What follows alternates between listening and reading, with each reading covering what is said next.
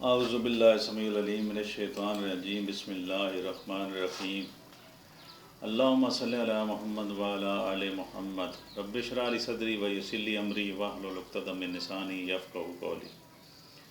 اللہ تعالیٰ ملک الموت سے پوچھے گا کہ تجھے کس بندے کی روح قبض کرتے ہوئے کبھی رحم بھی آیا یا نہیں؟ تو ملک الموت نے عرض کیا اللہ رب العزت مجھ کو دو ذی الروح کی جان نکالنے میں کمال دقت ہوئی۔ اگر تیرا حکم نہ ہوتا تو میں ہرگز اس کی جان نہ نکالتا۔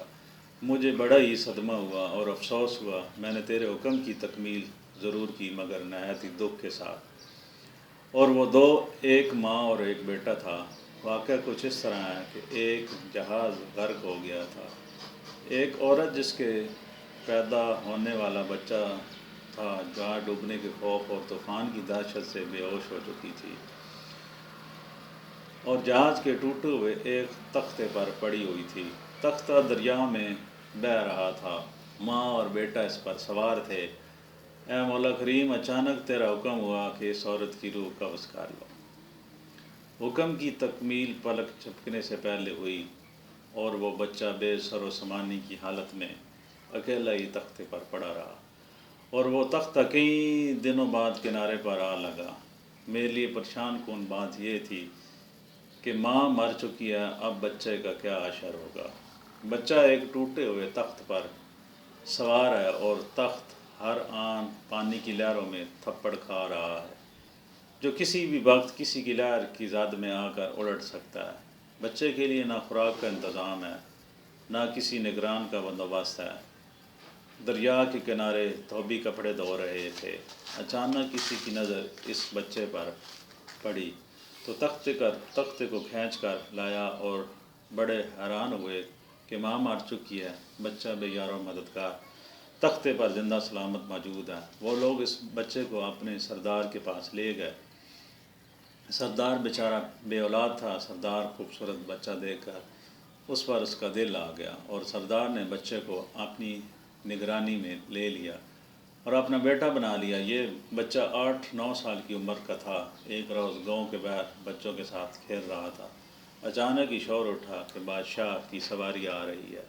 یہ سنتے ہی سارے بچے بادشاہ کے ڈر سے بھاگ گئے، لیکن شداد وہی قریب کے ایک ٹھیلے کی آڑ میں چھپ کر بادشاہ کی سواری اور شاہی لشکر کا نظارہ دیکھنے لگا، یہاں تک کہ تمام لشکر گزر گیا اور بادشاہ کی سواری گزرنے کے بعد کچھ پیارے گری پڑی ہوئی چیزوں کی خبر گیری کے واسطے لشکر کے پیچھے پیچھے آ رہے تھے۔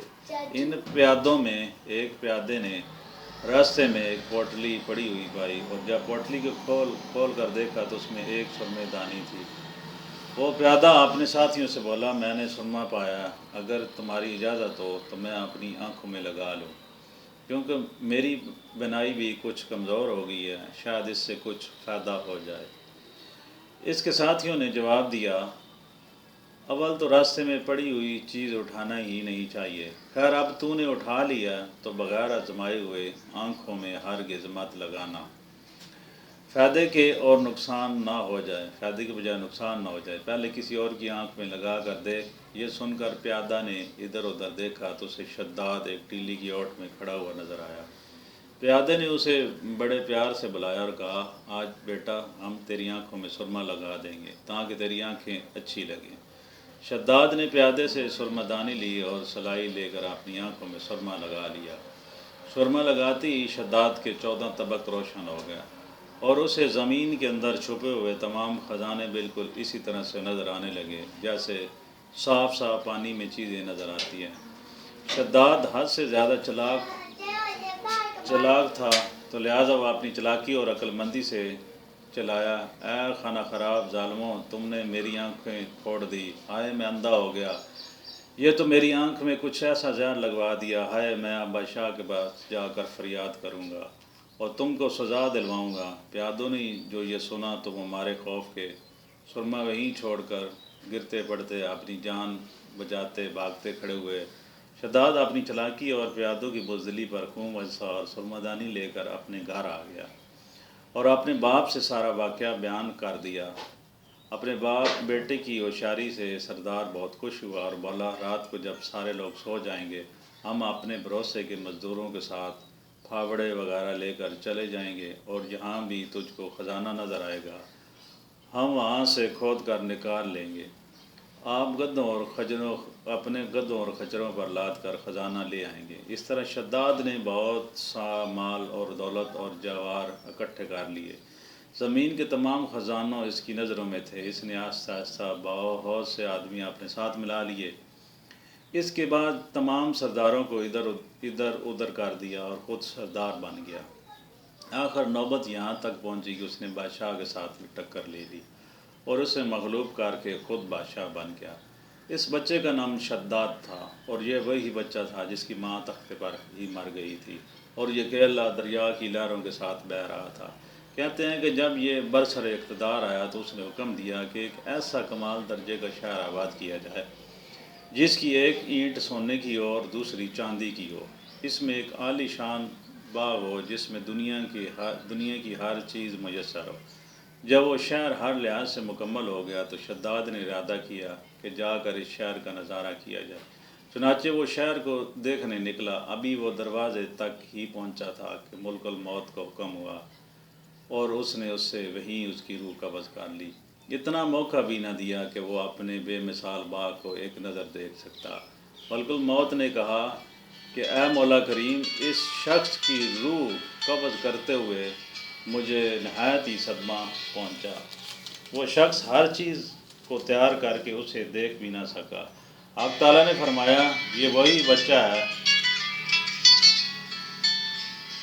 ہے جس کی ماں تختے پر مر گئی تھی اور تجھے اس پر ترس نہیں ہے۔ بچے نے بڑا ہو کر نافرمانی کی، خدا کے حکم سے بغاوت کی اور سرکشی اختیار کی، مگر ہم نے خود ساختہ جنت میں قدم رکھنے کی مہلت بھی نہ دی اور اسے بحر ہی ہلاک کر دی گیا۔ معتبر تفسیروں میں لکھا ہے کہ شداد اور اس کے لشکر اور شہر کے تمام لوگوں کو ہلاک ہونے کے بعد اللہ پاک نے اس شہر کو دنیا والوں کی نظروں سے پوشیدہ کر دیا، مگر کبھی کبھی رات کے وقت عدن کے گرد و نواح کے لوگوں کو اس جگہ چمکدار روشنی دکھائی دیتی ہے جس کے بارے میں خیال ہوتا ہے کہ یہ روشنی اس شہر کی دیواروں کی ہے۔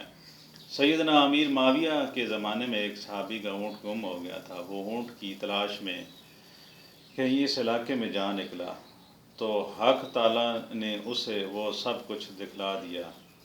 وہ صحابی وہاں کی کوئی نشانی بھی ساتھ نہ لایا تو اس صحابی نے یہ سارا واقعہ امیر المومنین کے پاس بیان کیا تو انہوں نے کافی جگہ تلاش کیا مگر وہ کہیں بھی وہ جنت نہیں ملی۔ اس سے حق تعالیٰ نے ہمیشہ لوگوں کی نظر پوشیدہ کر دیا۔